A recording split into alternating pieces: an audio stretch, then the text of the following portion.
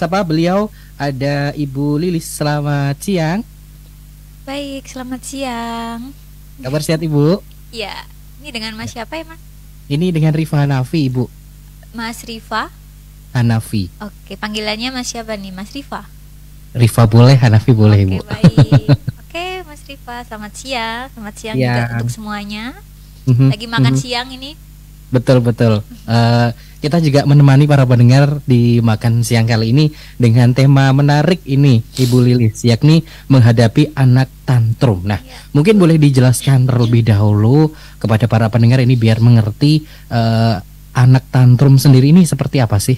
Oke, seperti yang banyak mungkin banyak sekali ibu-ibu terutama ya sering mengeluhkan anak tantrum. Nah, anak tantrum itu anak yang istilahnya perilakunya mungkin contohnya misal kayak menangis meraung-raung, terus juga membantah, atau mungkin bisa dengan ditunjukkan dengan perilaku yang maladaptif terkait anak-anak ya, misalnya kayak memukul, menendang, atau guling-guling. Nah, seperti itu ketika tidak sesuai dengan keinginan anak biasanya seperti itu.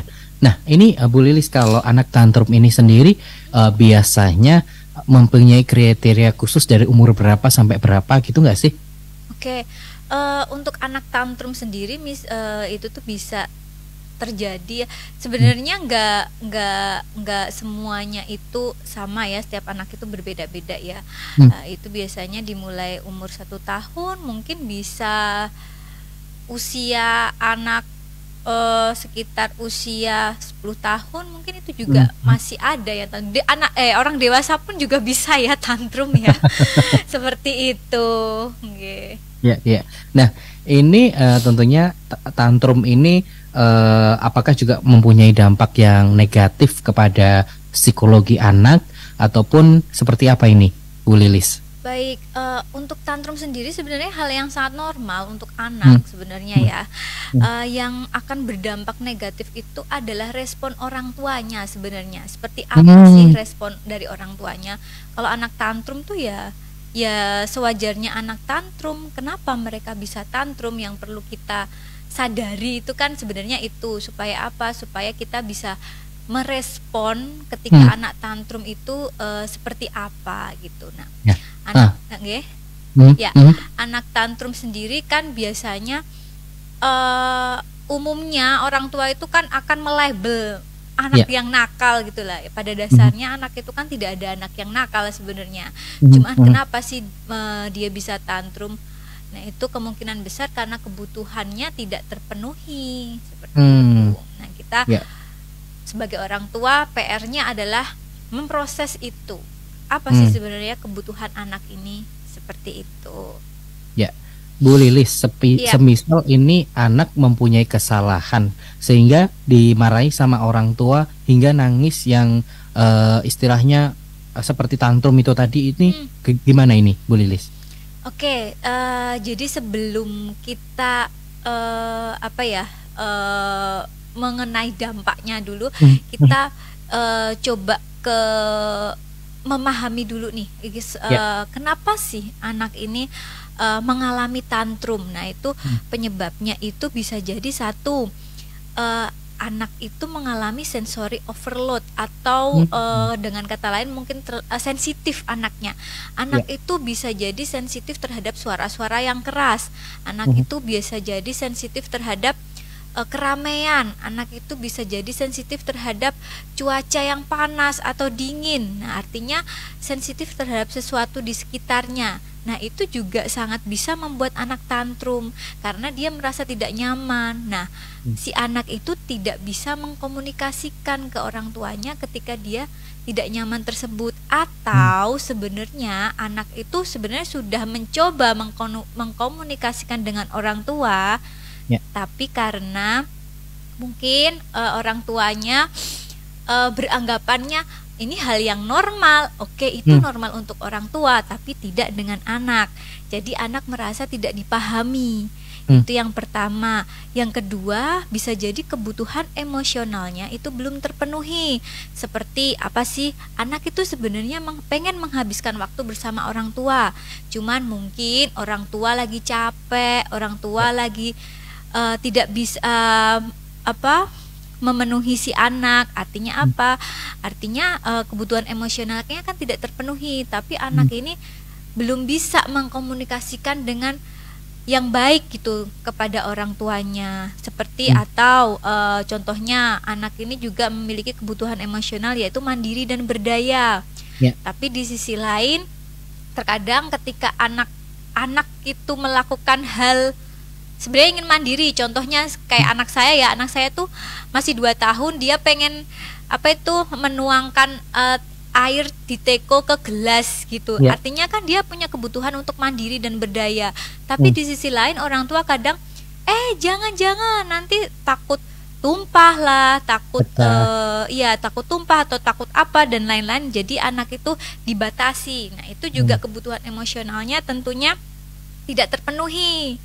Nah, terus anak itu juga butuh didengar atau divalidasi emosinya. Nah, seperti tadi sebenarnya anak mungkin sudah mencoba mengkomunikasikan kepada orang tuanya bahwa dia merasa tidak nyaman atau dia tidak mau, atau dia sebenarnya meminta tolong, tapi kan anak kan tidak bisa sejelas orang dewasa ya. Gitu. Nah, itu orang tua cenderung belum bisa memahaminya. Terus yang ketiga sendiri, biasanya penyebabnya adalah kematangan otak untuk berpikir logis dan rasional itu masih dalam tahap pembangunan. Nah, jadi gini, saya mau menjelaskan, penting banget sih ini untuk kita. Jadi di manusia itu kan ibaratnya otak itu tuh kayak kayak berlapis-lapis. Lapisan pertama itu adalah primitive brain. Nah, primitive brain ini itu fungsinya adalah sensori motor atau survival atau kebutuhan untuk bertahan atau menyelamatkan diri. Nah, ini dari bayi sudah ada. Jadi memang semuanya itu proses ya. Yang pertama itu dari primitive brain itu, lalu berkembang ke limbic brain. Limbic brain itu ke arah emosionalnya. Jadi sangat wajar ketika anak itu tidak sesuai dengan keinginannya, dia meresponnya itu masih di tahap emosional. Jadi emosionalnya yang muncul kayak sedih, kayak marah. Nah, itu terapkan di perilakunya. Nah, yang ketiga ini adalah vertical brain atau ini kebutuhan sudah di daerah thinkingnya atau di kognitifnya. Nah, si anak ini belum masih dalam tahap pertumbuhan sampai ke situ. Jadi sangat wajar kalau anak-anak itu belum bisa berpikir yang rasional, berpikir yang logis, karena anak ini masih dalam tahap itu tadi, limbic brain, di emosionalnya. Gitu. Jadi ini orang tua harus benar-benar bisa memahami ini. Anak itu sangat berbeda dengan orang tua. Kalau kita udah lengkap, kita sebagai orang tua sudah lengkap, semuanya sudah terbangun dengan utuh dan sempurna, makanya kita kadang bisa berpikir. Kalau anak belum ya, gitu. Ya. Bu Lilis, kalau logika dari anak sendiri ini mulai muncul sejak umur berapa sih, Bu Lilis? Logika sebenarnya itu tuh istilahnya itu tuh seiring berjalannya waktu bisa artinya tahap pembangunan itu enggak terus langsung ketika muncul terus dia langsung bisa sempurna, itu enggak ya. Semuanya itu pasti berproses gitu ya, dan itu kan berbeda-beda ya, apalagi untuk anak berkebutuhan khusus pasti berbeda. Nah, tapi biasanya usia 7 tahun, 8 tahun itu perkembangan kognitifnya sudah mulai berkembang seperti itu. Ya. Ini terkadang ya ibu-ibu ini ketika ada acara sehingga anaknya yang ikut ini kan bosen dan ujung-ujungnya rewel dan dimarahi orang tua. Nah, terkadang anak-anak ini sampai nangisnya yang kekejer ataupun tadi istilahnya seperti dikatakan tadi adalah tantrum. Nah, ini ketika di khalayak umum, apa sih sebenarnya yang bagus dilakukan orang tua ketika anak ini mengalami hal-hal seperti itu? Oke, baik. Kembali lagi, satu yang perlu dilakukan orang tua adalah memahami dulu, memahami anak. Nah, sebenarnya ketika kita sebagai orang tua itu sudah mulai mau memahami anak, terkait anak itu kebutuhan-kebutuhannya itu belum terpenuhi. Nah, ini Ya. kebutuhan apa nih dari anakku yang belum terpenuhi? Satu itu sebenarnya ketika kita sudah mulai mau memahami itu secara Mhm. otomatis kita tuh bisa mengontrol Hmm. perilaku kita untuk marah yang berlebihan, Ya. untuk memukul atau apa, untuk kita juga jengkel ke anak Hmm. itu terkontrol. Karena apa? Karena kita bisa memahami, jadi empati kita tuh muncul gitu. Nah, selayaknya ketika anak seperti itu, ketika kita sudah memahami, oke, kalau misalnya memang si ibu ini mau, mungkin tidak bisa menahan emosinya, mungkin Hmm. diem dulu Hmm. sejenak, tarik nafas, terus mungkin dengan melemaskan otot, artinya meregulasi emosinya dulu deh. Kalau si orang tua ini Hmm. terpancing emosi, tuh regulasi diri orang tua dulu yang pertama gitu, Ya. jangan Hmm. merespon anaknya gitu. Hmm. Satu itu. Terus yang kedua, nah ini terkait dampak dari respon orang tua ya. Oke, Hmm. kalau misalnya si orang tua itu ikut marah, nah itu mengajarkan anak bahwa oke, kamu nggak boleh merasakan rasa marah itu, padahal rasa marah di manusia itu kan hal sangat normal dan wajar. Hmm. Nah, kita ini seringnya dari kecil itu di apa ya istilahnya, tidak boleh merasakan sedih, tidak boleh merasakan takut, tidak boleh merasakan marah. Akhirnya apa? Ketika dewasa, ketika kita merasakan sedih, merasakan takut, itu menjadi sesuatu hal yang mempengaruhi di kehidupan kita sehari-hari, padahal itu hal yang sangat normal. Tapi kita Hmm. karena kita tidak dibiasakan itu dari kecil. Nah, satu, ketika ikut marah ya itu tadi, anak juga akan tidak tidak bisa memahami emosinya. Terus juga dia itu akan merasa bahwa aku tuh bertanggung jawab atas emosi orang lain, aku bertanggung jawab atas emosi ibuku, ayahku, seperti itu. Coba bayangkan ketika itu dibawa sampai dewasa, kita jadi orang yang gak enakan. Aduh, jangan-jangan nanti dia marah, jangan-jangan ini gimana ya. Nah, artinya apa? Ketika dewasa kita jadi insecure, jadi sering merasa bersalah, seperti Ya. itu. Ternyata ngefek banget ya di kehidupan dewasa. Nah, yang kedua, kadang respon orang tua itu kayak, harusnya kamu tuh kayak gini, harusnya, artinya nggak boleh loh kamu tuh tantrum terus meraung-raung kayak gitu tuh nggak boleh, harusnya tuh kamu kayak gini gitu.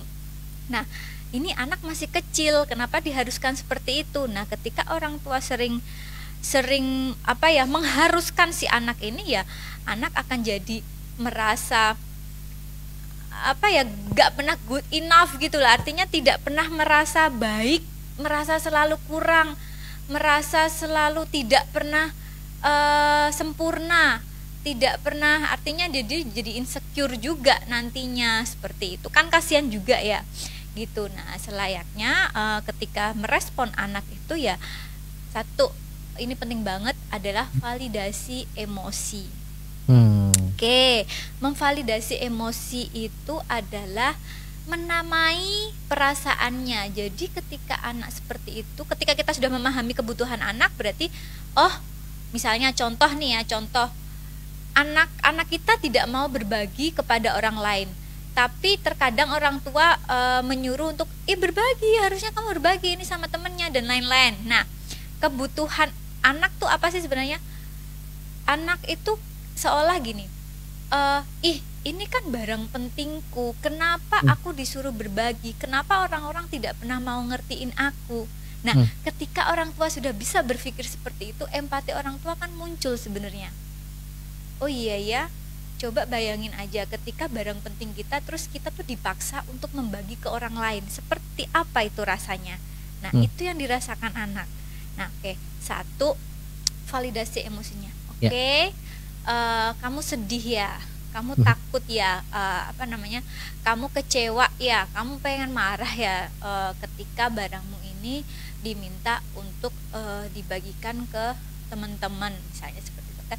Validasi emosinya, namai emosinya, jadi anak itu paham bahwa oke, aku saat ini sedang sedih, oke, aku saat ini sedang takut, oh ternyata seperti ini tuh aku tuh kecewa ya, seperti itu. Artinya dia memahami emosinya itu ya, itu satu. Terus juga memberikan toleransi.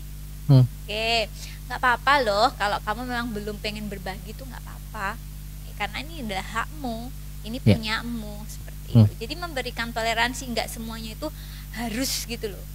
Kadang orang tua kan berambisi untuk seperti itu ya, dengan dikira orang tua ini yang terbaik untuk anak gitu ya. Iya, terbaik untuk orang tua mungkin, tapi bukan untuk anak, seperti itu. Ya, baik. Ini juga ada yang bergabung, satu penanya, Ibu Retno di Yogyakarta. Apakah juga emosi orang tua ketika ada masalah dan lain sebagainya ini berpengaruh dengan emosi anak sehingga anak juga rewel? Ibu Retno di Yogyakarta. Baik, oke Ibu Retno, terima kasih atas pertanyaannya. Itu sangat jelas sekali akan mempengaruhi anak. Kenapa? Karena sebenarnya ketika, jadi gini, urutan manusia itu ya, emosi kita itu kan pasti akan mempengaruhi perilaku ya. Dari kenapa kita beremosi seperti itu, kenapa kita mempunyai emosi seperti itu kan dari pikiran kita. Ya, dari pikiran mempengaruhi emosi. Nah, secara tidak sadar emosi itu pasti akan mempengaruhi perilaku kita. Jadi kadang ketika kita sudah mencoba, oke, aku mau berperilaku yang baik dan lain-lain, oke, itu bagus banget ya, kita mau mencoba seperti itu.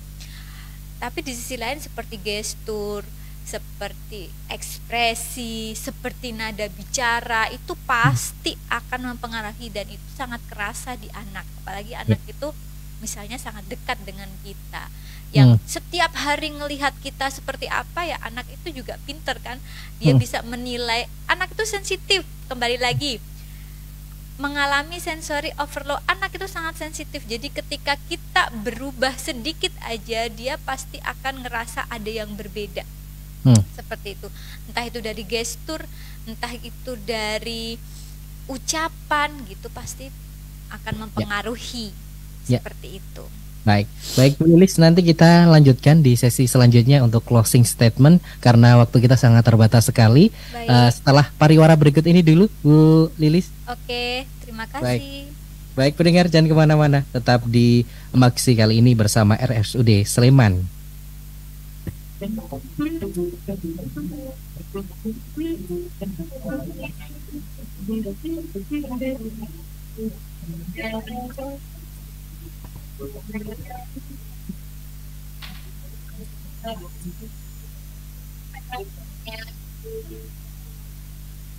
Aku ingin jadi reporter.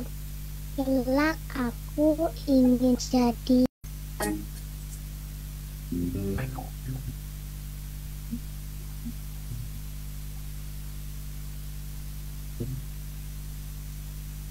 Tahukah Anda, anak-anak yang suka mendengarkan musik akan memiliki kemampuan otak yang tinggi. Hal itu karena anak yang mendengarkan musik akan memiliki daya ingat lebih kuat dibandingkan yang tidak mendengarkan musik. Selain itu, musik juga bisa membantu untuk mengurangi stres dan bisa membuat jiwa lebih tenang. Banyak peneliti mengungkapkan bahwa orang yang banyak pikiran atau stres lalu mendengarkan musik, maka sama dengan orang yang melakukan terapi pijat selama kurang lebih 12 minggu.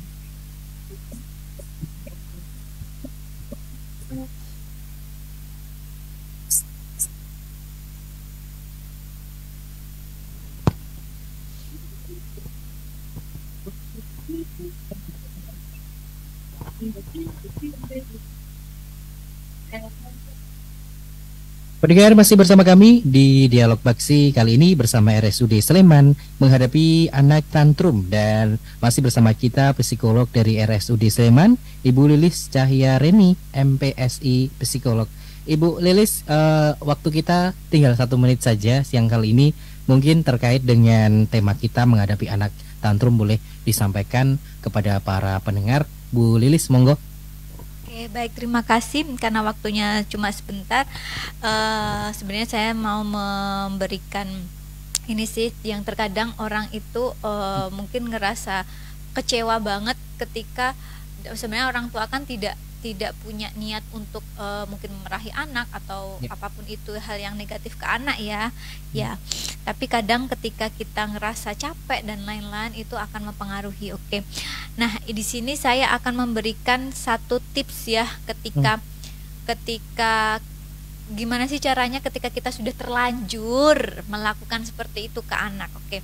Satu mungkin bisa dilakukan, mulai hari ini, mulai sekarang kan kita udah paham ya, memahami anak itu penting, anak itu nggak ada yang nakal, tapi adalah kebutuhannya tidak terpenuhi. Oke, mulai hari ini mungkin bisa dibiasakan untuk menerima semua emosi anak. Ya, dengan ketika anak mungkin tantrum dan lain-lain itu bisa kita beresponnya dengan tenang, intonasi wajah, gestur, rileks dan terbuka menerima anak apa adanya tanpa judgement, tanpa apapun itu. Terus yang kedua, biasakan untuk special time ya. Setiap hari mungkin minimal 15-30 menit aja fokus hanya untuk anak. Gitu, bermain sama anak dan lain-lain itu bisa. Yang ketiga adalah 5 menit setelah bangun tidur dan atau 15-30 menit sebelum tidur itu juga gunakan untuk mendengarkan anak tanpa judgement, menerima perasaan dan mencari solusi atas permasalahan anak. Terus yang keempat adalah ingat rasio 1:5 ketika satu kali hal negatif seperti bentakan atau apapun itu diganti atau dibayar dengan 5 hal positif, mungkin dengan meminta maaf, memeluk, mencium, I love you dan lain-lain. Nah, seperti itu. Ya. Baik. Sampun, monggo. Baik, terima kasih Ibu Lilis sudah berbagi ilmu siang kali ini para pendengar Pro 1 RRI Yogyakarta. Selamat beraktivitas kembali, Bu Lilis, sehat selalu. Baik, terima kasih. Semoga bermanfaat ya. Terima kasih Bu Lilis.